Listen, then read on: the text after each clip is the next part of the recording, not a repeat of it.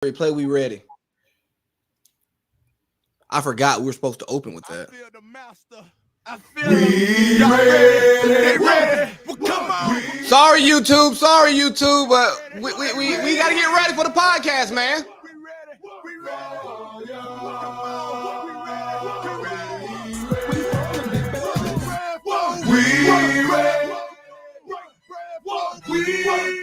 We are all here to do what Falcons do. Look at that! They single lady trying hard to come to do the rest. Step in the way, multiple shots are going through your chest. How many games did you get ready for listening to this? Personal games or even going to football games? Any type of game, man. Oh man, 100 times. Oh, like I just got 100 times at least. I just got chills just listening to it, man. Hate to open up the podcast with death, but if we don't open it with death, I just think we got to pay respects to those people, man. So first, RIP to Archie Eversole, man. Legendary song, bro. Like one of the greatest pre-game songs of all time, man. Yep. Greatest hype song. And then just, that's one of those songs that can bring everyone together in a sense of, because everybody, it's relatively simple lyrics, right? So, but black, white, it doesn't matter. Everybody can get hyped to that before, whether you're playing in the game or you watching the game, going to see your team, and you're tailgating in the parking lot, or you're in the stadium and they play it. It gets everybody hyped. Oh RIP to Archie Eversole. RIP, man, and let's keep the RIPs going, man. RIP to Dwayne Haskins. Dwayne Haskins, Ohio State legend, set the record for most touchdown passes in the season. Drafted by the Washington, in the Big Ten. Oh shit, and Big Ten. Yeah, it's a Big Ten record. Drafted all the quarterbacks that come through Big Ten. I mean, Drew Brees. Drew Brees, right? You know what I'm saying? All the guys before him at Ohio State who had crazy numbers. JT Barrett. Right, and this isn't my original take, but Dwayne Haskins, he opened the door for Ohio State to become the quarterback college that they have become, because before then it was like, you go play quarterback at Ohio State, that's gonna be the last time you play significant quarterback. But Dwayne Haskins was a pro style quarterback. Despite his black skin, he was a pocket passer, put up big numbers in college, went to Washington, played for the Steelers, was down in Miami training, and unfortunately passed away. All the details haven't came out. I'm not going to get into the details. I don't really care, because the man has a family. He has teammates. He has loved ones who truly care about him. And at this time, the only thing we should do is uplift those people in prayer, if that's what you choose to do, with good words or with praise about him, just so that they can understand how that people are with them and in mourning of the death of their loved one, man. So for me, to the Haskins family, the Ohio State family, the NFL family, the Steelers family, RIP to you, Dwayne Haskins. The floor is yours, Parlay Pete. Well said. I can't really even put it any better into words. Just a terrible tragedy, especially for a guy that was so young, 24. That's crazy. You look at the amount of life you lived if you personally reflect on it, the amount of life you've lived since you were 24, and think about that, him not getting that opportunity. And we can just, as younger people, we can still even look at that. People think, you die at 50, you're young. So let alone half that age. Just unfortunate tragedy, RIP to Dwayne Haskins. May he rest in paradise, and, prayers to his family, friends, and loved ones. And man, I hope this is the last time we ever have to have this conversation, though. But fuck Adam Schefter. Okay. Like, I'm just being honest.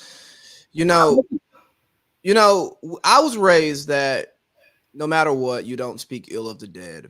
You always respect those who pass away, because for one, they're not here to defend themselves, and two, what's the fucking point? It's one thing to kick a man while he's down, but at least he has the opportunity to get up. But to kick a man while he's dead, I mean, that's just some of the lowest scum of the earth type stuff that you could do. And for Schefter to tweet out him being a struggling quarterback, I'm not even going to go find the whole fucking tweet because I don't care. Struggling to find his place in the NFL, just passed away. Like, what does one have to do with the other? Like, what in your brain made you think that it was okay to type that out? I mean, it's bad enough that Schefter has to fucking break the news about an NFL player dying, and we find out from Schefter. So some of his family members found out from Schefter. You're in such a rush to get your tweets off, to get your impressions, and then you put it out, and then you besmirch the man's name, and then you issue an apology on your podcast. So now you got to drive. So now you're driving more people to hear your voice, to hear your apology. How about you do your apology on SportsCenter at 6 p.m. You're at ESPN working all day long, so it's nothing for you to hop on there and hit the highest rated show on the network and issue your apology where people are actually watching and people are listening. But no, it's still so much about getting clicks, getting retweets, getting impressions to your podcast, man. And it's scum of the earth behavior. And you know what? ESPN probably won't even do anything about it. And that's the sad part about it. Nope, they're not. And you know what's sad? It brings me back to a point. I look at something. Do you remember when Woj got suspended by ESPN because he said, like, fuck you to somebody in an email? Yeah. He got suspended for that. But, Schefter, they're not going to let him go away just for, even if it's just a week or something, a few days. Did ESPN even make a statement? Probably not regarding that. I feel like it would have hit our group text if it did. Yeah. And so, they don't care. And so it's just, it's pretty low. And like I said, that's why you got to look at it, especially for somebody that's been in the media for so long. Come on, man. He knew better than that. And that's what just makes it so bad. It's just like, you knew better than that. Like, you knew when you were putting that together that wasn't the right thing to say. Like, it's low. Isn't that the behavior we see from that network? I mean, to transition to our next topic, man, just think about we got a day of Cam Newton news because he was on $1 million worth of game podcast with Gilly the King and Wallow, and they were talking about women, and he was talking about like what his typical, like his ideal woman is. And he was like, and you think you a bad bee? And he said, this is what you call yourself. No respect to women. I'm just using the language that's commonly used that gets left out of the excerpt, And he was like, yeah, I like a woman who has her stuff together, but also knows how to take care of and cater to her man. Let me cater to you. Like, we love that song. All of us have got some good lap dances to cater to you. Right. And then he talks about sometimes, you got to learn to let your man lead, learn how to be quiet, shut up, and let your man lead. And he's speaking about the relationship from man to the woman. But I am more than confident he also understands, again, maybe I'm putting words in his mouth like ESPN did, giving him the benefit of the doubt, that you got to sometimes as a man, shut up and let your woman lead. Nothing from his conversation, and I listened to the entire conversation, said that he was being dismissive of women and what they're capable of. And he's a Southern guy, comes from a traditional Southern background. And a lot of us who come from those backgrounds are, a man provides and a woman caters. Right. And because there are women who exist who still want to cater, there is nothing wrong with a man wanting that. If you say all a woman can do is cater, no, that's wrong. But if that's what your preference is, just like we like women that look differently. You know what I'm saying? There's nothing wrong with having a preference, man. And we're getting to this place where free speech doesn't even matter anymore because they're going to make up what we said just so they can respond to it and, again, drive up their impressions. And it's bullshit. Yeah, well, and then Cam Newton is such a easy target. Yeah, he's a target.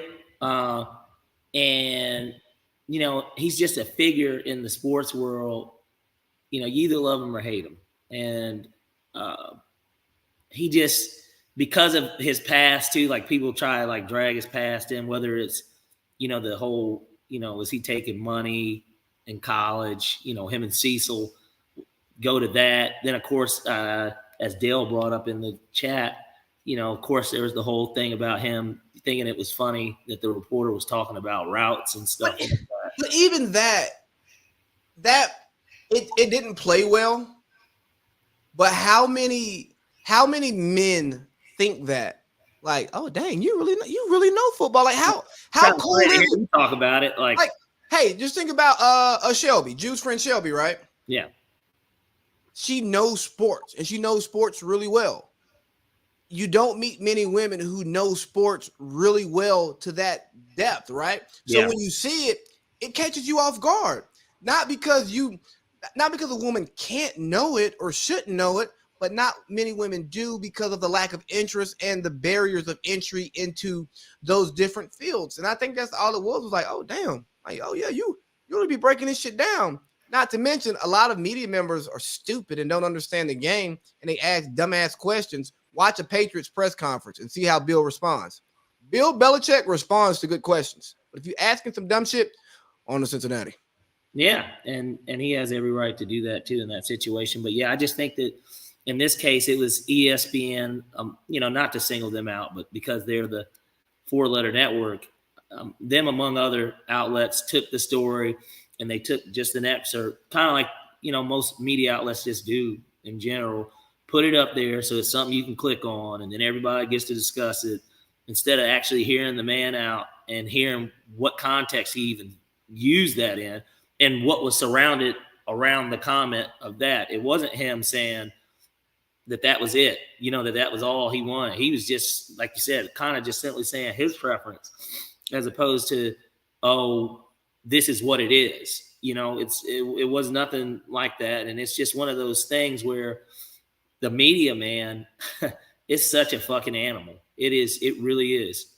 And, the thing is, the way former President Trump created this place where people can really challenge the media and the fake news media, when the media does stuff like this, it gives his words power, even if his reason why he's attacking the media is wrong. It makes him right. You know what I'm saying? Yeah. And I wish the media would do a better job of policing themselves because, why? Joe Rogan's doing more numbers than your favorite news network, okay? There's a reason why. Yeah. And not to say that Joe's got a soothing voice. No, I'm kidding. And it's not to say that he's more accurate or more informed. It's just that he's more authentic. More authentic, uncensored. And then he actually gets people, whenever he's speaking about something, he'll get experts in fields and actually discuss it with them, as opposed to having two different people talk about something that they can have an opinion on, but you're not even giving us an in-depth analysis of what we're really talking about, I have a question for you. Yeah. Why is Molly Qerim paid millions of dollars a year to moderate a TV show? Because Molly is I wouldn't even say the original, but people find, Molly doesn't look bad. And so sex sells at the end of the day. I don't know. What is Molly's background even before she got on ESPN? I mean, Molly looks, and, of course, something like this would be taken out of context if I was, in the NBA or something, if I said this. Molly looks like she used to do the weather or something. And so, she's getting off because of the sex appeal and the fact that they do want to, of course, incorporate a woman into it. And then what is she? Is she Hispanic or? Nah, she went to University of Connecticut in Quinnipiac. Let's see. Yeah, but what is her? Oh gosh, I'm trying to find. Let's see, personal life.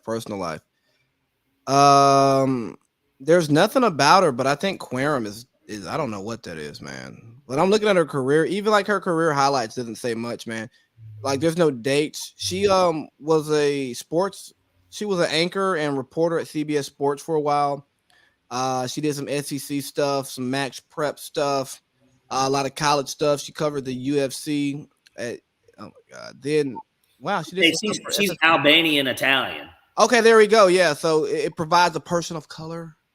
We're hitting a person of color, but I ask these questions about Molly Qerim because I don't watch First Take that often anymore. But very rarely does she offer much to the show, but she's so adamant and brash about the things that she's saying. And in the Cam Newton thing, she's like, I went to church on Sunday. I came home. I cooked dinner. I'm doing well for myself in my career. How come you can't do both? He started it by saying, you know, he wanted a woman who obviously take care of herself, but can also cater to a man who got her own. He literally said, I want a woman who does both, Molly. He said, hey, you and Jalen are no longer together. I got 7 kids, but I'm single. What's happening? Right. He said he wants you, and you're mad at him for wanting you because you're just trying to pick a side without analyzing the evidence, man. And that's that shit I don't like. No, exactly. And so, pretty sad, man. Pretty sad. You know what else I don't like? What I don't really like. grinds your gears? I don't like underperforming quarterbacks who always have something to say, and they go on podcasts and talk about, I wish I could go to somebody's cubicle and boo them. Guess what, man? People who work in cubicles don't get endorsement deals, don't get paid a lot of money, and they chose a career that is not as public as you chose, Baker. Again, you chose to enter your name to the NFL draft. You did not have to play football. You could have graduated from the University of Oklahoma with whatever your degree was in and pursued a career in that. But you're a football player. You know, you talked about having a Napoleon syndrome. I don't like people with Napoleon syndromes. Guess what? You're short. Get over it. Okay? Or maybe under it because that's better for you. You know, you talk about how the organization lied to you. Welcome to pro sports, buddy.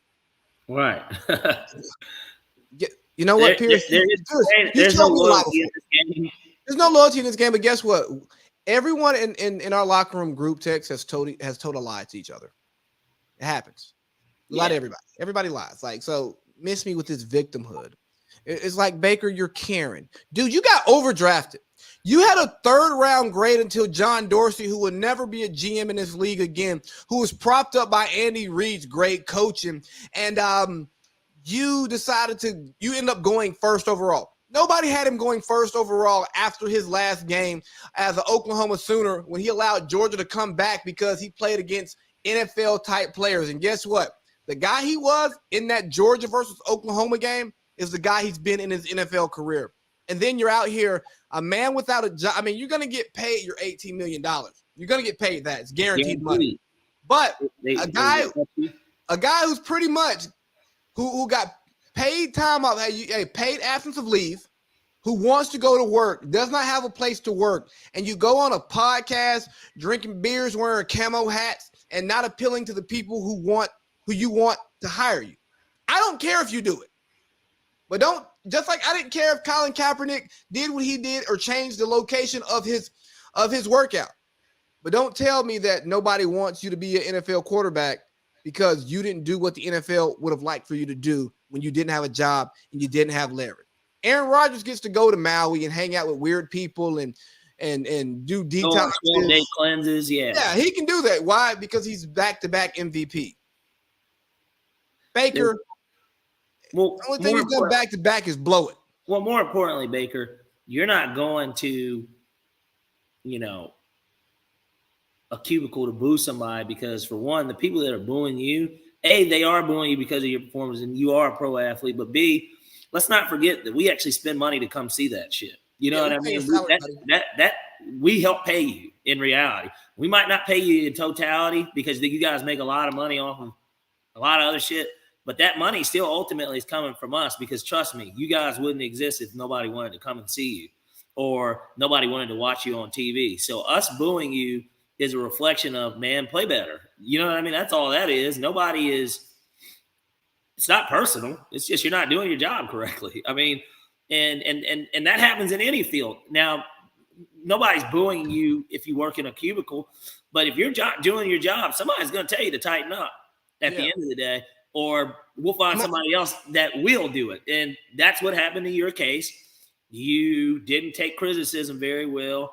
And there was somebody that does your job better than you that was available, and they were willing to go all in to get them. And, you just got to accept that. If anything, make that chip on your shoulder that, man, they didn't want me. You know, don't go out here trying to air out an organization as if any of these other organizations wouldn't do it to you too. I mean, maybe he hasn't seen all the guys that went number one that fizzled out of the league. And what happened? There have been other guys that have been able to turn their careers around after stuff. Now, granted, a little different, but Carson Palmer, a former number one pick, was solid in Cincinnati. I thought he was pretty good.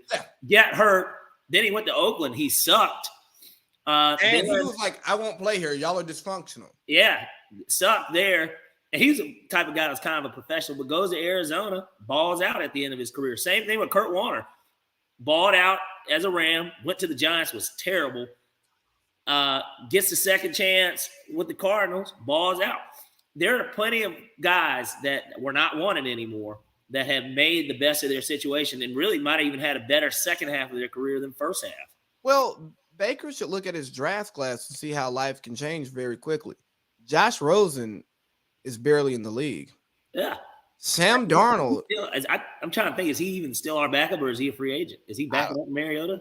Who cares? I mean, he wasn't going to see the field. But Right. Sam Darnold, the guy who went 2 picks after him, is only on Carolina's roster because they accepted his 5th-year option. He would be looking for a job right now, and he probably would be in the same spot Baker is in. And I hate to sound like the old guy, but Baker, if you were going to go to a podcast, this is when you call up somebody like a Chris Long, you know, somebody who's an OG, who's respected, still respected, you know, you go sit down with him. Or you go sit down with somebody in the media who the NFL loves. Go talk to Schrager.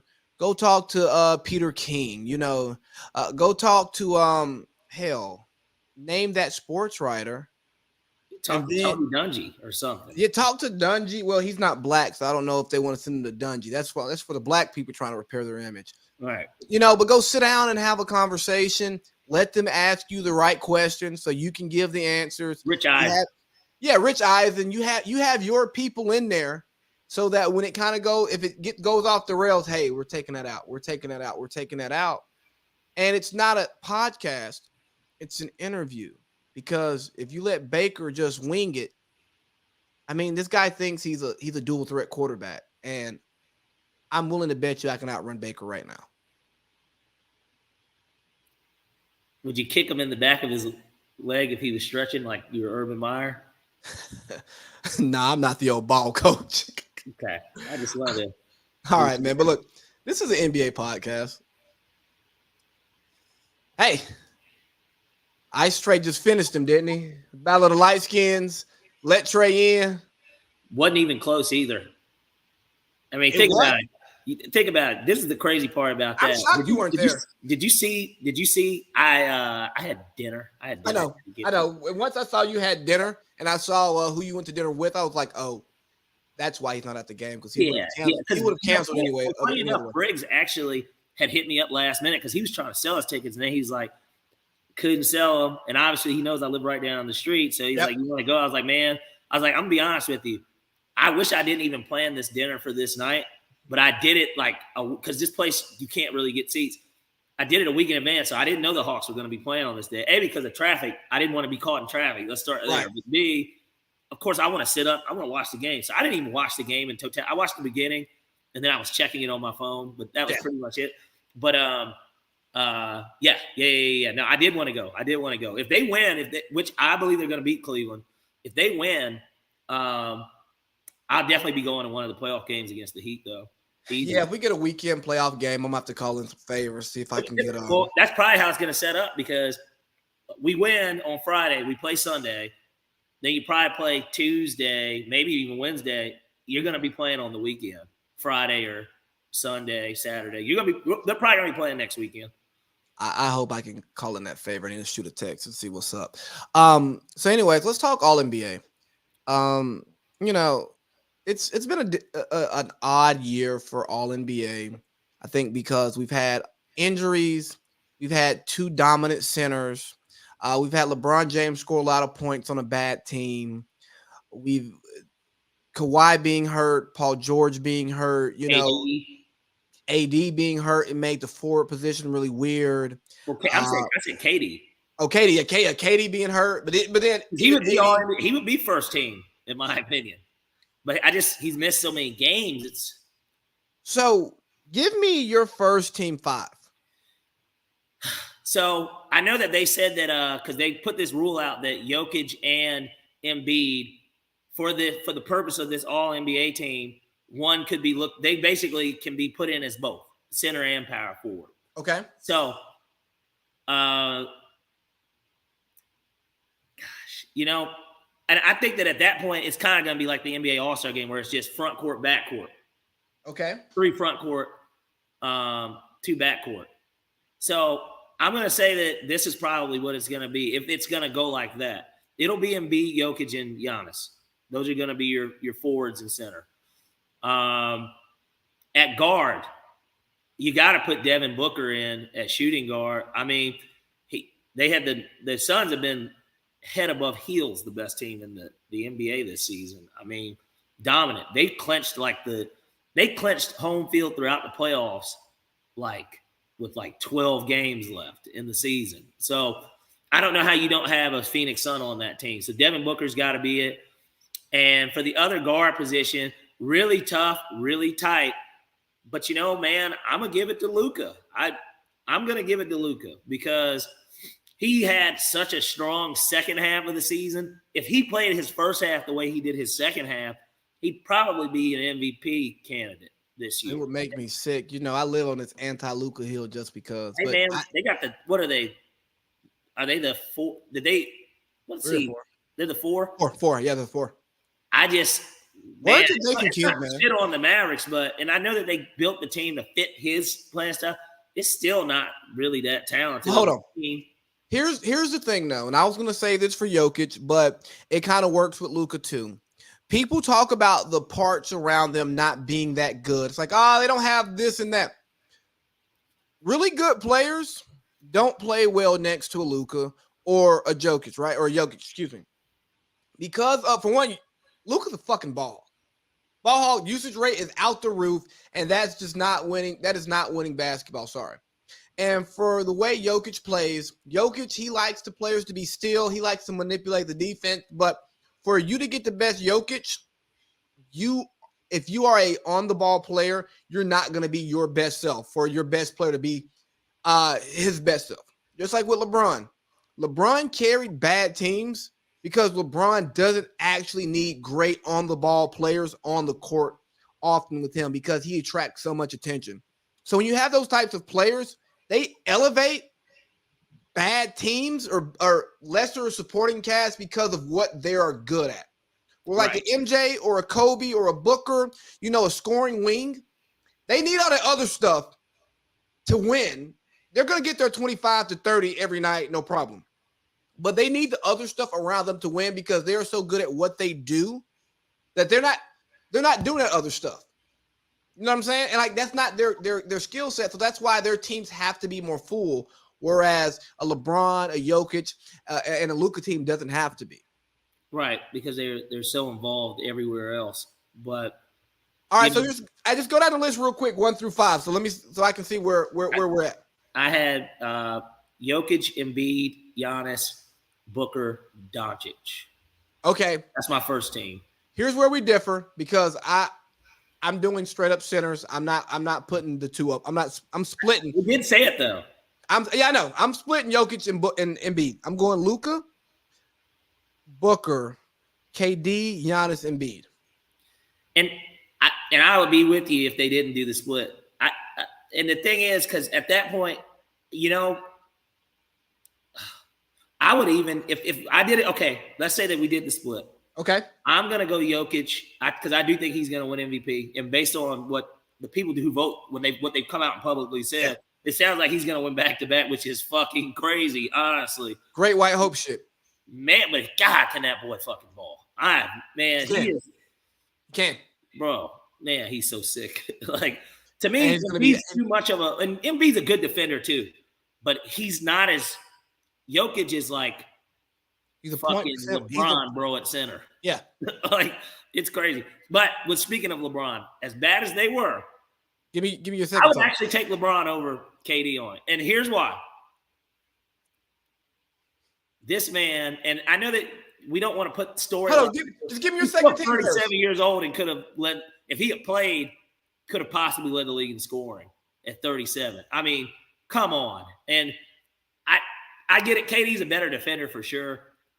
But, I mean, come on. LeBron's lived on the first team. He'll probably make second team. I don't have him on mine. Who's your second team? Give me a second. I'd almost have to pull it up. While you're figuring it out, I'll give you mine. Go. Steph, Ja, Tatum, DeMar, Jokic. Okay.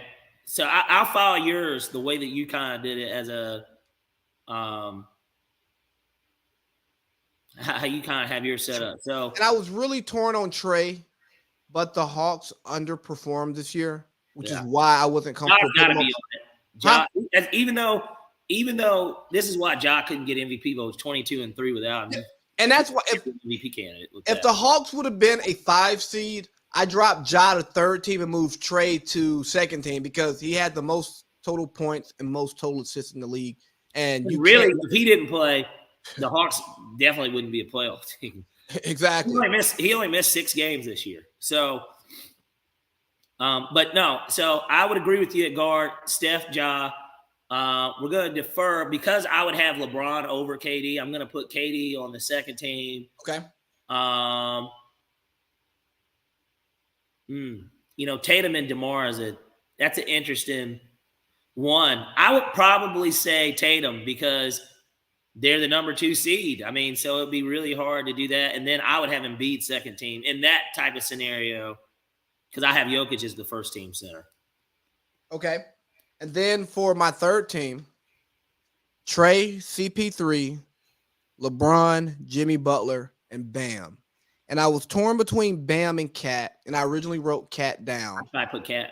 But even though Bam didn't play as many games as we'd like, but if Bam would have played, he would have been Defensive Player of the Year. I think he low-key got snubbed for All-Star, but again, I get it because of the games missed. But I'm not comfortable with a first seed having no All-NBA players. Having no All-NBA players. Like, that's not right because they played All-NBA basketball. It just doesn't happen either. Right. I would agree with you two on the guards. We're going to go Trey, CP3, DeMar. You're going to put Big Cat in there. Cat center, and then I'm missing. You got Jimmy as that forward. I guess, Jimmy would probably be about right. Jimmy missed quite a few games himself, though, this year. Or, hold on. You can make an argument for Siakam if you wanted to. You could. Hold on. I want to just look at something so I can figure out another player. So, at the forward position. There's not many, man. It's slim pickings just because you didn't have AD, you didn't have Kawhi, you didn't have Paul George. Levine's not a forward. Yeah, I'm looking at it. Yeah, bro. There's just no forwards this year. Yeah, there really isn't. Yeah, so that I put Jimmy into. Yeah, that sounds about right. All right, man. So who's your MVP? Jokic. I think he's going to win it, but I think he's more valuable to his team. I think the Sixers would have been a playoff team without Embiid. But they didn't have Ben Simmons. Huh? They didn't have Ben Simmons. Maxey had a great year. He could be considered for most improved player too. If KD would have played 10 more games, he's my MVP, and we're not talking. That they would probably have been like the 6 seed, 7 seed. I mean, they are the 7 seed, but if KD plays 10 more games, KD's my MVP. I don't think the Nets record. Here's the thing, and I know everybody. Jokic is a 6 seed. I don't want to hear that. I know, but I'm just saying the Nuggets don't make the playoffs at all. Matter of fact, the Nuggets probably win. I don't even think they win 30 games. I mean, they would have been pretty bad. Is all I'm saying. I think that they would have been bad without him. That stuff means something. Like the Bucks without Giannis, they probably still make the playoffs. And think about it, the East was much more competitive this year. Absolutely. You have 10 teams with a winning record. But here's the thing, though. I think with superstar Jamal Murray and you mean Bubble Murray? Huh? Bubble Murray? Yeah, superstar Jamal Murray and broke back Michael Porter Jr. I think with them, the Nuggets maybe only win 5 more games. Really? Yeah. Yeah. I think completely healthy. I think they're the number 2 seed. I think they win just as many, if not more, games than Memphis. I don't, because I think They're better that than Memphis. I think Jokic's game marginalizes those 2 guys when they're all on the court together. There's not enough ball. Yeah, that's for sure. But that's what she said. But like, oh boy, The Office. You know, I just think in general, I think if he had one of those guys, yes, that's a different conversation. If he had one of those guys, and I know Porter probably played 13, 15 games or something this year, maybe even 20. Ooh, hey, the Athletic they published the votes, the MVP votes, so we know who won. Yeah, so they got some of them. So David Aldridge, Sam Amick, Chris Krishner, Eric Corrine, Josh Robinson, Joe Varden all went Jokic. I don't like how the votes are getting leaked already. I mean, I get that it's a thing, and I get that it's public, but can we at least get the winners before we start leaking all this shit? For what it's worth, I would love to do a co-MVP, to be honest with you. I think oh my God, just give out participation trophies. Let's do co-champions too. No, man. No. You can do a co-MVP. I mean, it's happened in football. Think about it. Steve McNair and Peyton Manning shared an MVP one year. They did. Aaron McNair, baby. And I think it could happen, but I also think that they're in the same division. But there's collusion with the NBA MVP stuff, you know? Like the voters talk together, especially with the All-NBA. Well, because LeBron could really almost have won it practically almost every year if we wanted to be. Bro, LeBron and MJ don't have enough MVPs. And I was listening to Jordan could have gotten it every year. I was listening to the co-host every fucking year. Well, in the 90s run, yes, he could have gotten it every year. I mean, they did win, 55 games without him? That's true, too. But still, you know, the difference between that 55-win team and those championship teams is with a lot, you know, because then you go 72-10. They had, 68 and something? Yeah, man. And they're, you know, they're dicing through, you know, who took them 7? The Knicks took them 7 once, and so did the Pacers, I believe. And that's it, though. During that whole stretch, he wouldn't, and obviously Jordan never went 7 in the finals. So it's like, I don't know. He could have won it every year. Yeah, man. But you know, I was listening to Joy Taylor talk about the MVP, and she just said she doesn't take the award seriously because LeBron's only won 4, and she's like, you know, she was just railing against the award. I'm like, I mean, it matters in history, Joy Taylor. Just imagine her going up to Kevin Durant and telling him that the MVP award doesn't matter. And she's not even an A mic in sports radio yet. Right. It's like, yo, your mic doesn't matter on this show. Colin can replace you tomorrow. Right. Well, and just, you know, in reality, what do you really know about basketball? I mean, she watches the game. Yeah, everybody watches. If you're a fan, everybody watches. But, you know, there are certain stuff for those that played, and it doesn't have to be, you didn't have to play professionally overseas, college, or, you know, even high school for that matter. But there are some people that just physically, when you look at shit, you're like, oh no, bro, like that dude is different. Like, you know what I mean? Like there are things that stand out. We know plenty of players that didn't make the NBA that we were like, man, that guy can fucking play. But when you see some of these guys in the NBA, they're freaks. Bro. They're fucking freaks. Oh. Like that's why, bro, I am so blessed to even, and Colin not being the only NBA. I mean, I know Glenn Rice Jr. too. These guys were fucking freaks, man. All right? They're freaks. Like, let me tell you, you know Fleming, right? Shout out to Ryan Fleming, man. Shout out Flem, yeah. Ryan, bro, is like one of the best shooters I've ever seen. Like, that nigga can shoot the fucking ball, bro. Like, he was so Ryan one game when they were the Marietta Tar Heels. Okay. Ryan had bad ankles. And this guy, this is in the middle of an AAU game in a tournament, like in the playoff, the bracket portion of the tournament. Mm-hmm. This guy, Ryan, played the game and sat in the corner. They played 4-on-5 on one end. He wasn't cherry picking, getting rebounds. I swear to God, Ryan had 50 fucking points doing nothing but shooting threes in the corner the entire game.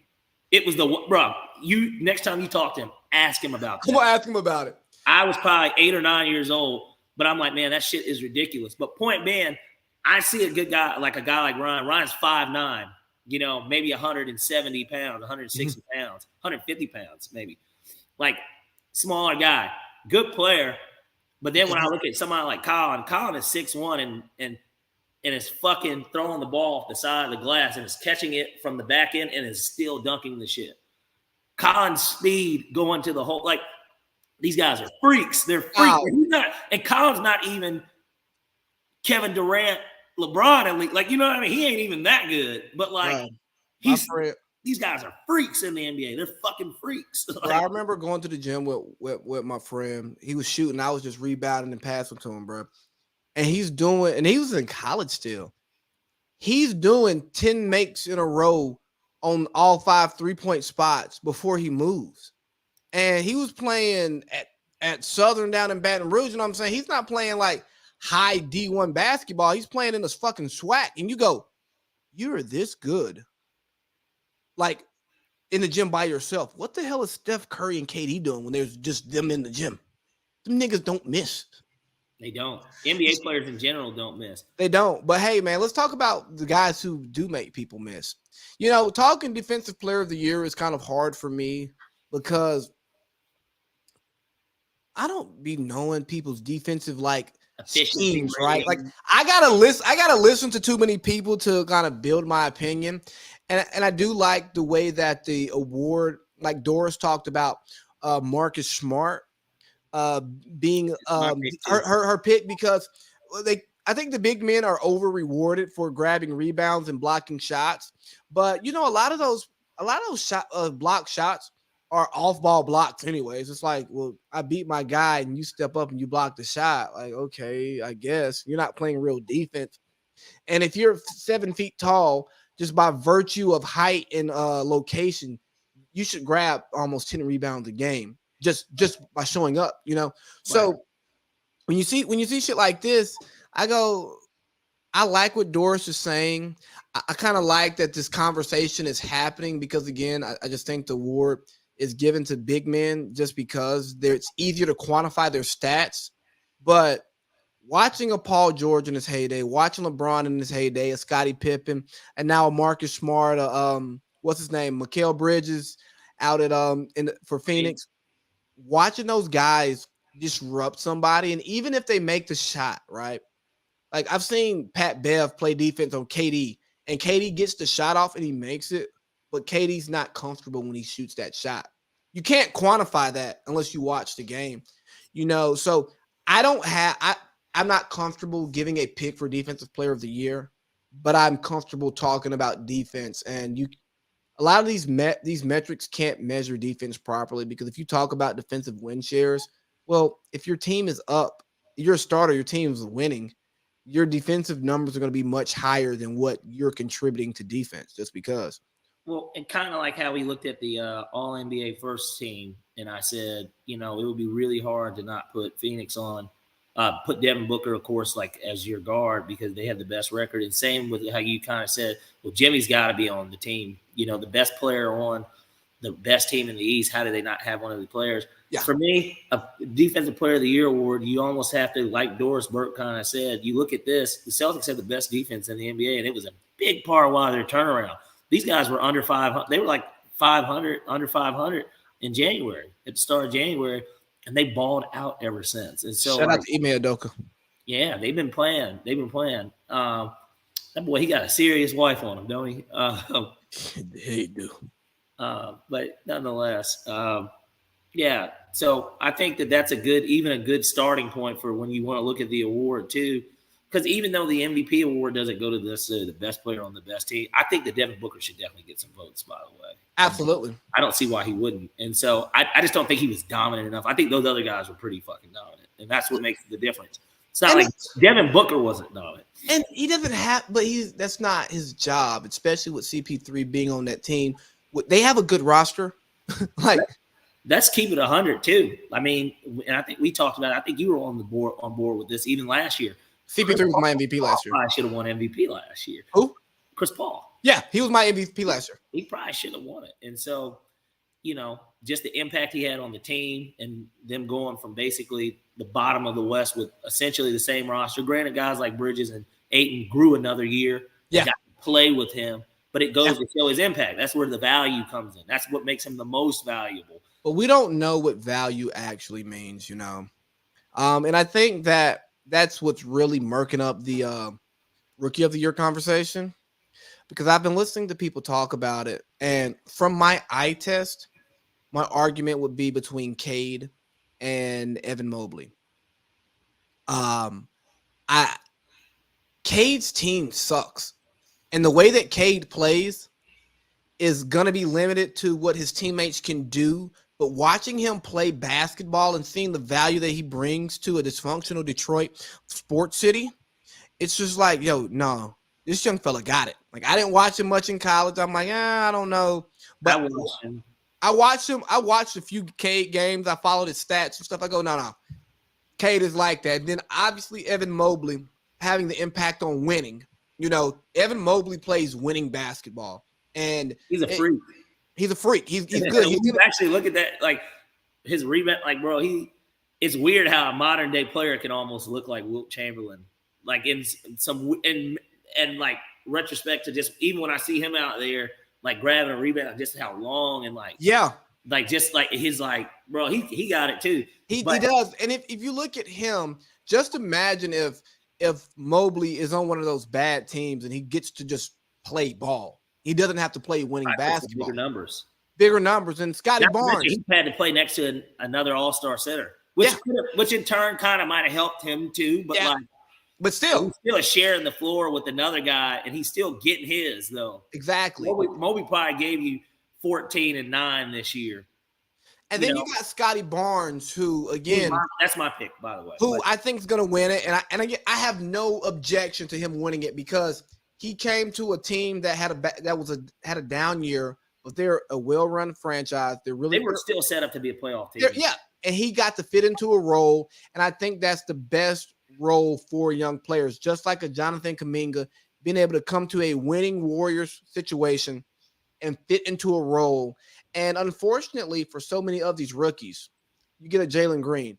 Jalen Green is nice, but his team sucks, and he gets to go out there and make a lot of mistakes and possibly develop bad habits. Kind of like what we thought with Trey. You know, he was high usage, low percentage, and finally Nate McMillan brought him in. They put teammates around him that he could finally trust, because that's all they talk about on the telecast. Trey finally trusts his teammates. He finally trusts his teammates. Well, you gave him Bogey. You gave him Kayvon. You gave him Hunter. You gave him Capella. That's the best teammate you could have given him. Somebody lob, pick and roll, and lob. Exactly. But the franchise showed the ability to actually do a rebuild. Hawks are one of the low-key best-ran NBA franchises in the league, and they don't get enough credit for it. You're absolutely right. And it started years ago, I think, because Annie Ferry? Yeah, and he doesn't get the credit that he deserves, all because he made comments about Luol Deng and what type of clothes he would sell in the front of a store, but then really what he's giving you in the back. And so, Danny Ferry is a big part of why that – and I know obviously they kind of hit the reset. It sucks that Bud – it worked out for Bud, obviously, because he got his ring. But, sucks that Bud couldn't stay, and you have Bud as the coach with these guys because – I mean, who knows? I thought, who knows? But yeah. Even think about that reset, right?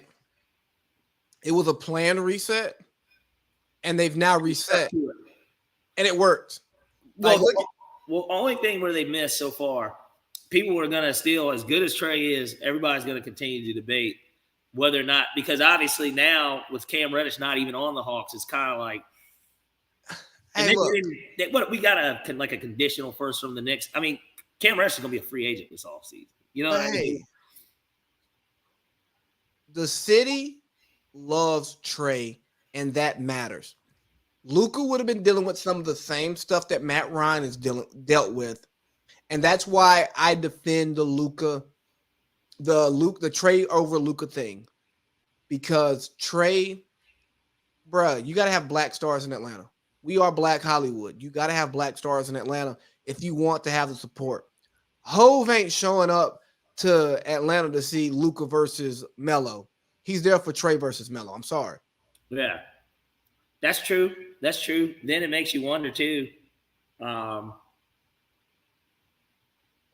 know, with Luka not having won a playoff series and Trey already having gone to the Eastern Conference Finals. Why are we sucking Luka's dick?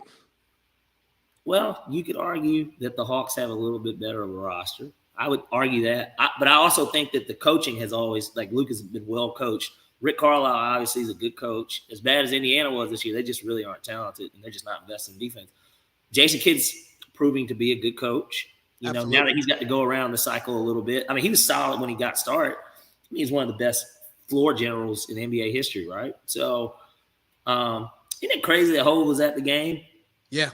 That shit, wow. Like, I can't even imagine being at the Hall. Is that fucking Jay-Z? Like, hey, listen to this real quick. Guys who went after Cam Reddish. Cam Johnson, P.J. Washington, Tyler Hero, Nickeil Alexander-Walker, Matisse Thybulle. But only one of them was possibly Jordan Poole, Kevin Porter Jr. That makes sense. Now that would have been the one. I would have been mad if we took Kevin Porter, but I understand why we didn't. Like, that doesn't bother me at all. Yeah, Taylor Horton Tucker. I don't even know if he's good. I guess the one that hurts is Jordan Poole and Tyler Hero. And Tyler Hero. Oh, Nick Claxton did as well, but. Because Nick Claxton went to UGA, right? Yeah. And so Jordan Poole, that's the one. Well, here's the thing, though. It's not like Jordan Poole was this house. Cam Reddish was a household name. He was. You know, so like he was. I watched Duke that year, and he was disappointing all year. We just they had this big three. You start talking about they had three of the top five niggas. Like, you know what I mean? Yeah, I know, and he didn't play like one at all the entire year. He was sharing the floor with Zion, who has already started in the All-Star game. Yeah. And RJ Barrett. RJ Barrett, who's honestly, he's finding his footing. He's As good. bad as the Knicks are, he's one of the – I like him more than Julius Randle. Yeah, I think RJ – I think he'd be stepping up. Now, he does play. You know what I mean? Like, I think he does play. He needs more help. He's not a star, but he's a good player. All right, so you're going Scotty Barnes, Rookie of the Year. My Rookie of the Year is I like Scotty at Florida State last year, too. They were one of my favorite college basketball teams to bet on. All right, man, let's get to Most Improved. I think the conversation should be around Ja Morant and Darius Garland. I think those two – huh? Bane. You said Desmond Bane. I think the two obvious – And Jordan Poole. Fuck, I forgot about Swaggy Poole. Yeah, but let me tell you, even before you break that down, the reason why I can't go with Ja, because to me, Ja was already really good last year. When you think of Most Improved, I think, man, who took the biggest leap in their game? But I think that's the this part of that conversation. We don't talk about the guy who was good, who went from like good to all NBA, really, really good. Ja should have went number one too, by the way. Ja could have, man. I remember watching Ja because everybody, obviously, the obvious comparison was, man, this guy looks like Russell Westbrook. Like, you know what I mean? He looked like Russell Westbrook who knows how to play basketball. Well, he has feel for the game. Russ looked like he started playing basketball in the 11th grade. I'm going to go with Bane, and here's why. Memphis took the biggest leap as a team from being the 9 seed in the play-in last year, even though they beat Golden State to get in. They won a tough game there. He plays with Ja, but at the same time, they went 22-3 without Ja. And I'm looking at Bane's stats from his rookie year. 9 points, 3 rebounds, 1 assist. This year, 18 points. So he doubled his scoring output. Ooh. Only 1 more rebound and almost 2 more assists, a whole steal, and he almost doubled all his numbers. He shot 43% from 3. He shot 90% from the free throw line. I think that he definitely deserves it because that team was the most improved team in the NBA. And to kind of go along with the theme with defensive player, the most improved team in the NBA, along with a guy that doubled his scoring output, like Desmond Bane was very good. I didn't realize how good he was. And that's why I used to fade Memphis in betting because I'm like, no Ja, I'm like, these niggas are going to lose. So imagine how many bets I lost if they went 22-3 without Ja. And they're playing against good teams. Like, they played Brooklyn and beat the fuck out of them. Like, they beat the fuck out of Brooklyn. They did. They beat the fuck with Kyrie and KD playing. They beat the fuck out of them. And Desmond Bane is who's leading the team. You know, Hillary good too, but I think the that's easy, his Baines Award. I think the easy pick is Garland because Cleveland sucked and now they're good. And, But then you have Evan Mobley and Jared Allen as an all-star. right. But and I think that, and this is not a shot at Colin, I think that just taking him off the court as another ball dominant guard helps Garland for sure. It helps Garland just to play without thinking. And from everything you said, like they cool. So because they're cool, you think about how your man's play. So you be like, all right, let me let him cook a little bit, even though you may want to do, you know what I'm saying? And yeah, because he was more so gonna be the point of the team. And Colin was gonna run a two. But of course, one of them they're both combo guards. They're short combo guards. Like Colin, Colin could run the sets too, but it's a Dame CJ type thing. Like and Colin. Here's the thing though, but with Colin though, the one thing I think at least the last 3 years, and granted Garland came the year after Colin, right? So I guess the last two. At the end of the game though, the ball was going to be in Colin's hands, and now I don't think, depending on what they end up doing with Colin, I've got a belief that if LeBron is out of LA, I don't know what's going to happen, but I would like to think that he probably somehow ends up. LeBron might be a Cavalier, and if he heard anything, no, I'm just speculating. But if LeBron leaves LA, if they don't reshuffle, because to me, street clothes got to go. If they got to break that whole team down. All right, we're gonna talk about that at the end. Yeah, but get moving. Yeah, I know. Most improved player though. I'm going to give it to Bane. Okay. But I like Garland too. 6 man's Tyler Hero, right? No conversation? No conversation there. Coach of the year, I think Monty gets it because of what they've done. I think he should have got it last year, but I really think Coach of the year should probably go to oh my God, I just drew a blank. I think it should go to my man in Memphis, Taylor Jenkins. That's Taylor my Jenkins. That's my pick. I don't see how he doesn't get it. I think Ime Udoka has a good argument for it. Does. Because he pretty much took the same team that Brad Stevens was going down with. To just make the playoffs with and getting beat, 5 and 6 games in the first round. Got him to a 2 seed. Eric Spoelstra still the best coach in the league. Jason Kidd made them better, despite what we think about Rick Carlisle. The vote should get split, and we should be shocked who wins. But I think that Monty's going to get the vote because he didn't get it last year. My man's in Minnesota. He has a legitimate, compelling case for it. He got the most out of that team, and for whatever reason they haven't been able to do for all these years. Whenever they had anyone there, Ty Lue should be in that conversation. Like he lost his 2 stars, and he got an 8 seed. They may get in the playoffs, they may not, but he won enough regular season games to be like, hey, Ty Lue coaches better than about 23 of y'all motherfuckers out here, maybe 27. You know what I mean? I like Taylor Jenkins just because to me, I've never thought that Memphis was that good, and like there's something there. But Udoka for sure. I think I get why Monty would be considered because they were just so dominant this year. Yeah. There was a lot of parity in the NBA this year. If you look at it outside of Phoenix, almost all the teams are separated by 2 games. There's really not that much of a difference. And then at the bottom, there's difference. But like Steve Kerr, in terms of the teams in the East, 1 through 5 are probably separated by. Well, not 5. 1 through 4 is definitely separated by about 2 games. Yeah.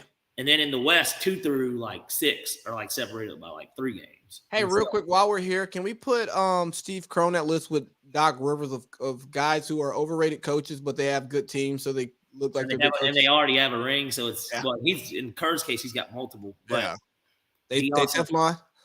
Well, he also played with a group of guys that changed the NBA, the style of play in the NBA. Right. So let's get the playoff predictions real quick because I do want to hit this Lakers thing before we get out of here. Okay. So just real quick, playing. You got Hawks or Cavs? Give me the Hawks. I hate to be the homer, but I do think they're going to win. I think they're the better team, and I think they could get 2 or 3. Especially with Jared Allen. They said that he might play, but even if he does play, he's not 100%. We know that. I think they can get 2 to 3 games off of Miami as well. If they're tight games, beat Miami. If they're tight games, I trust Trey over anybody on Miami's team on the last possession. In the West, we got the Clippers versus the Pelicans. I think the Pelicans are a better team. I'm going to go with the Pelicans too. And I wasn't going to do that because I thought the Clippers were going to beat Minnesota personally. But after kind of seeing what I saw, I'm like, oh, no. Nah, because Paul George actually played well. So playoff P, we can't piss on him. He played well, and they just didn't win. And so I like New Orleans. I like what C.J. McCollum's done. That addition's changed the complexion of this team. They still got Devontae Graham, Jonas Valanciunas, and, of course, Brandon Ingram. Willie Green has proven not to be that bad of a coach himself. I like New Orleans. Then the kid out of Georgia Tech, what's his name? No idea. You don't watch college basketball. Light-skinned guy. He was playing his ass off yesterday, but because I did watch that game. But, yeah, let me get them there. And so, here, I'll break it down how I see it going. We'll do the East first. So, I got Heat versus Hawks. Give me the Heat. Give me the Heat in 7. I do think it goes 7. Give me the Heat, though. Sixers, Raptors. Give me the Sixers in 6. Bucks, Bulls. Give me the Bulls. Not the Bulls. Give me the Bucks in 4. Nets, Celtics. Give me the Nets in 7. And then let's see. Then Heat, Sixers. Give me the Sixers in 7. Then we got Bucks, Nets. Give me the Nets in 7. Okay. Then we got Sixers, Nets, which is what the NBA would love to see in the fucking Eastern Conference Finals. Give me the Nets in 7. And then on the West. Hold on. On your East, I think I agree with everything. I agree with all of your winners. I think, let me see. Who did you have? You had Sixers. Yeah, no. Yeah. Heat, Bucks, Nets, first round. What? Give me your second round again. Sixers in 7 over the Heat. I think the Heat get them. It's gonna be close, but I think the Nets win the East. I do too. I think the Nets win the East. They're clicking. We got Ramadan, Kyrie, and at the end of the day, as long as they will be back, and the question is if he fits in well enough. I don't see why they wouldn't. Honestly. And as long as they play close games, the Nets will win. Well, and think about this: whenever Kyrie is sitting, even just now how it's currently constructed, Goran Dragic and Patty Mills, man, those are your backup guards. I mean, they've been there before, especially Patty. Goodness. Well, both. I mean, Dragic too. Think about it. Dragic is a Heat, man. He's a Pat Riley guy. Yeah. And he plays that European style basketball. But West Side, let's do this. Suns, Pelicans. Give me the Suns in 5. I think the Pelicans can get one in New Orleans. Jazz, Mavericks. They're saying that Luka's going to probably miss the first 2 games. I think the Mavericks are going to actually still be competitive. Give me the Jazz in 6, though. It's bad, and I don't like the Jazz. Warriors, Nuggets. Give me the Warriors in 7. I think they're going to have to grind this one out, but give me the Warriors. Step in shape. Memphis, Minnesota. Give me Memphis in 6.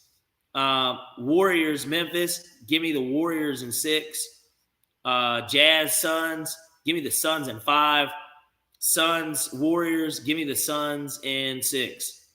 So the only difference between you and me is I'm going to ride the Ja train till the wheels fall off.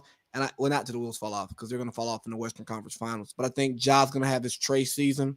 He's going to get to the conference finals. He's just going to get beat by the best team in the league, which the team is going to win the NBA championship will be the Phoenix Suns over the Brooklyn Nets. Book it. I'm with you.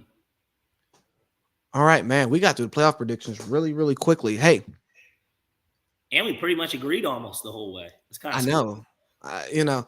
So let's talk about LA real quick. We're going to close out with LA because the Lakers are catching a lot of shit for having the most disappointing season in NBA history. Most disappointing team for sure. But hey, name a more disappointing team. The Clippers have been the most disappointing team in a 3-year stretch that we can think of. Okay, even more disappointing than the Clippers teams of past with Chris Paul, DeAndre Jordan, Blake Griffin, Jamal, you know why? JJ Redick. Yes, because Kawhi is a champion. He's a made man. He's a top 75. He's in Drake music videos. New Balance shoes. They put up, all the different billboards, the new king of LA and all of this stuff. And they got to the Western Conference Finals one time, and Kawhi was on the bench. Paul George got him there. Okay, and here's the thing about the Lakers. Hold on now, that's not after Kawhi didn't play in the round before. He did, but he didn't play in the held the game 7 in that first against the Mavericks. He had like 45, and he went off in that game. I know, but I know. And he played in the second round too. Hey, but here's the thing. He's clicking. The Clippers are actually a well-run franchise. They have a good owner. They have a good front office. They have a good coach. And they pinned their wagon to not Paul George, but to Kawhi Leonard. Kawhi Leonard is his own man. He bows down to no one except for his injuries. The Lakers, on the other hand, they ran like a shit show. You know, their ownership situation is awful. I mean, for God's sake, Jeannie had to sue her brothers to get the team. They hired Kobe's agent, which is dumb because first they hired Magic, and then they brought in Kobe's agent. Magic quits and doesn't tell anybody. Rob Pelinka coming in and saying, "Where's Irvin?" Right. And then here's the thing about Rob Pelinka. Agents don't like Rob Pelinka. So it's going to be hard to do business with him as a GM because the agents already don't like him. So if the agents don't like him, then the other two GMs don't like him because of how he worked with them as an agent. How he worked with them, but also if CAA ain't rocking with what he's doing, then they're not going to funnel their clients to him, and the other GMs are like, well, we can't do that because we don't want to piss off these other agents, right? But then you got the dynamic of Clutch versus Rob too. Clutch versus everybody, right? Clutch versus everybody. But what the Lakers did right was they pitched their tent, they hinged their wagon on LeBron James. And what we've learned since 2011, 2012, if you give the keys to your franchise to LeBron James, he's going to come in, he's going to throw one of the best parties ever. We're all going to have fun. We're going to get a lot of money. We're going to win rings. And then when he leaves, it's going to be scorched earth. And that's exactly what happened. So we can talk about the Lakers fucking this up, the Lakers being a terribly ran franchise. But you know what? When you're good and you're around the right people, it doesn't matter. Where the Clippers did everything right but win the ring, and the Lakers did everything right and they got the ring. Sorry, LeBron and AD worked. If we're being honest, Paul George and Kawhi, massive disappointment. I just think injuries have held these guys up, and injuries haven't held LeBron in street clothes. I mean, we call AD street clothes. And if I check this stats, Kawhi Leonard has probably missed more games than AD has in the 3 years they've both been in LA. Probably. But I just think that with Kawhi, he's so validated, not only because he played with the Spurs, and we know, he at the end of the day, especially being a quiet superstar, right? So quiet. But he's not really, he's quiet in the front office, but he's quiet in the media.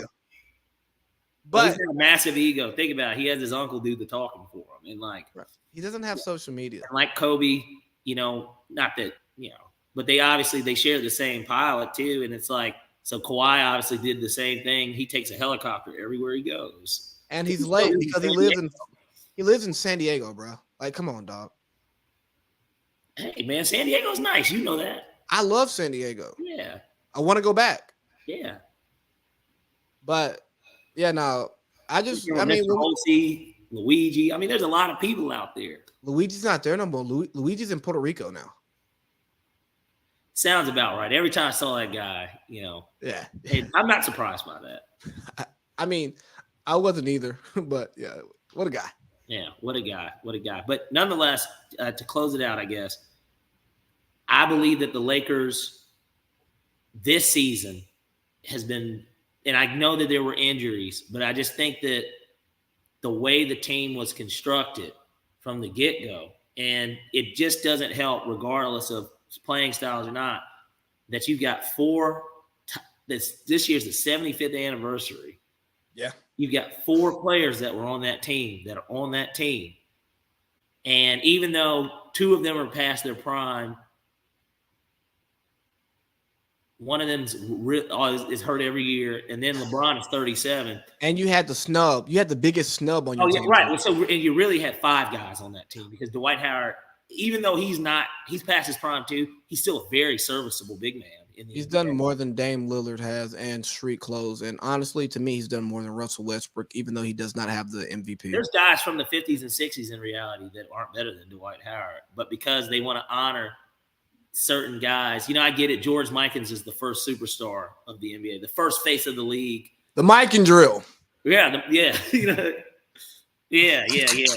man's got a whole practice drill named after him that it still lives on today. Like, hey, coach, I'm 5'11". I play on the wing. Get me.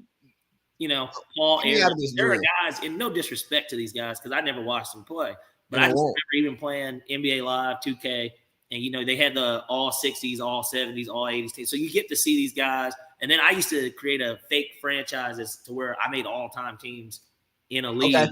And would do it with the current rosters and kind of, release people, and then whoever picked them up, I guess. But I would do stuff like that. So you'd see stuff, but certain guys shouldn't have been on that list over Dwight Howard. So just the fact that, in my mind, there's 5 top 75 players and you didn't make the play-in. Come on, bro. Yeah. Come on. Come on, man.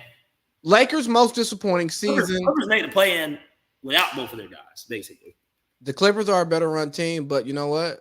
They're still just as disappointing, if not more. Hey, Parlay P, it's been good talking to you. I'll be up that way tomorrow. I'll text you to see what your weekend's looking like, to see if we can link up, have some good times. Let's get it done, man. You enjoy dinner. All right, man. I'll holler at you. Okay. All right, brother. Take care.